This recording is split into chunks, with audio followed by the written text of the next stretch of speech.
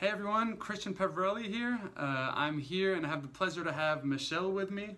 We're going to talk a little bit about entrepreneurship and her path. You can nod. Yep, that's why we're here.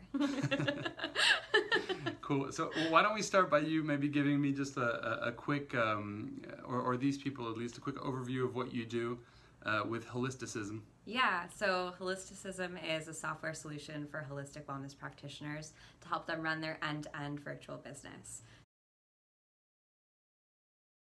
First of all, tell us how you got into the world of entrepreneurship. Was it by mistake? Was it kind of... It was 100% by mistake. Backtrack a little bit, I started working in tech about 5 years ago. But before that, I was a professional dancer in New York City. It's a real minor career pivot right there.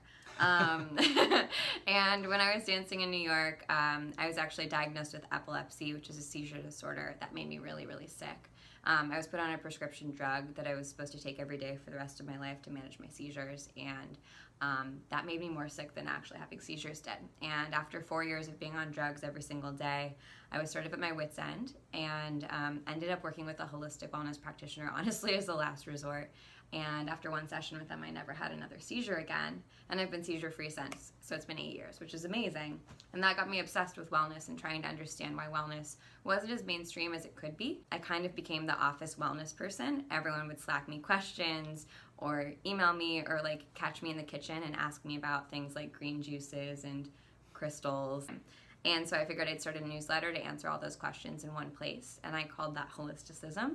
And I started that a year ago for about 100 of my friends in tech, and now we have about 30,000 people in our community, and it's grown organically through word of mouth. So I offered to do a phone call with people as they got added to this newsletter, and I ended up doing about 1,500 phone calls with strangers.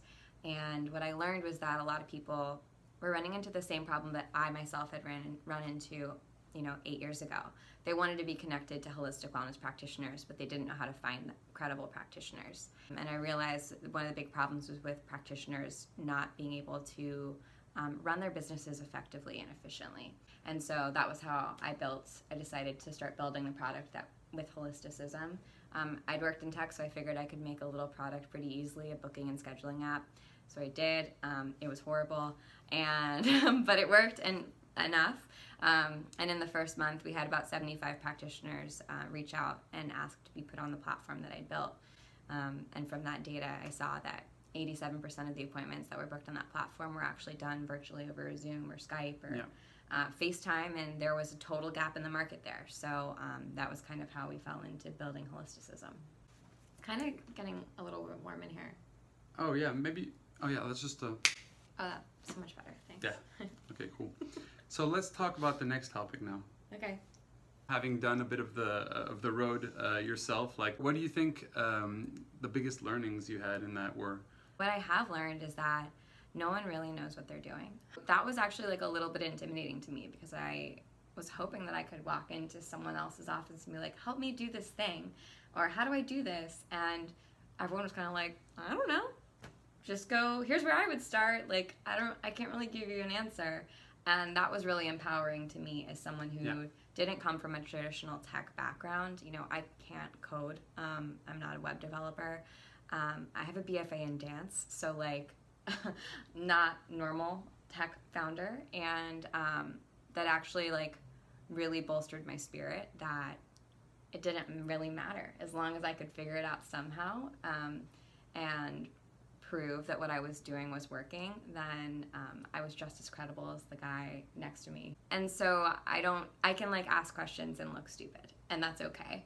I don't need to have all the answers, nor should I. In fact, like anyone who tells you that they have all the answers, you should run in the opposite direction from. What would you say your biggest learnings, like if you could give yourself advice before having started, like what were the biggest things that you've learned? I think more than anything, a mantra that I try to repeat to myself is, have you tried everything? Because I think that as adults, we get into this mindset of, I'll try 3 things, and if those 3 things don't work, then this isn't going to happen. And when I was a little kid, my mom would always say, well, have you tried everything? Everything, even the most ridiculous things. Yeah. And sometimes going back to that of being like, well, have I tried everything, is really helpful in breaking through whatever limited belief you didn't realize that you had. For example, fundraising. It seems to be like very rote, right? There are steps to doing it. This is how everyone else does it. This is the right way to do it. It's not the right way for everyone. And so getting out of the mindset of, oh, I'm a failure if I don't fundraise in this way, really helped me realize like, oh, I have a lot more personal sovereignty and control over my business and how this goes if I approach it from this perspective. And as soon as I flipped my mental model around that, yeah. People just started, like, it was like an avalanche of people reaching out to invest in us, which is really cool. Wow, that's amazing. I would also say, like, go back to your reason why.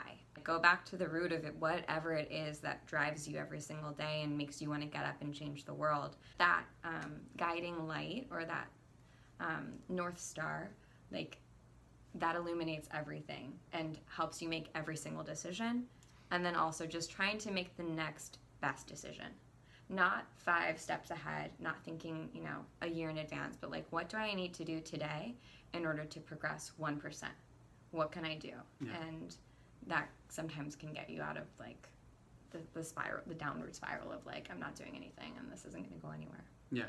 Let's touch upon that a little bit, okay. that downward spiral, because I think that, and it's true, it's the fun part of entrepreneurship. So, for those of you who didn't know, entrepreneurship is not just about owning fancy cars and drinking champagne. It's very rarely about that. Exactly. It's mostly about eating ramen in your 1-bedroom apartment in a corner, yep. because you can't buy furniture. Yeah. And looking at your bank account being like, I can pay this parking meter of $2. Okay, great. One thing I would definitely advise personally is to really start catching the way that your mind works. Like, start catching your mind when it's feeding you really negative thoughts, and find techniques to be able to relieve yourself from those, because those are the things that you deeply believe and that you end up becoming because you believe them so much. So just being able to literally identify that you are a little frustrated with this, or that this bad email that came in and is now triggering you to feel like, my business is not going to work and I'm going to be a loser and I'm going to disappoint everyone I love. And that's, like, I say it kind of harshly, yeah. but that's actually the first place the mind goes. Yeah. We have negativity bias as human beings. So like, I'll get 100 amazing emails in a week, right? And I'll get one email from someone who's like, thanks, but no thanks. And that's what I think about for 2 weeks. Yeah. It's so silly, but that's just how humans are built.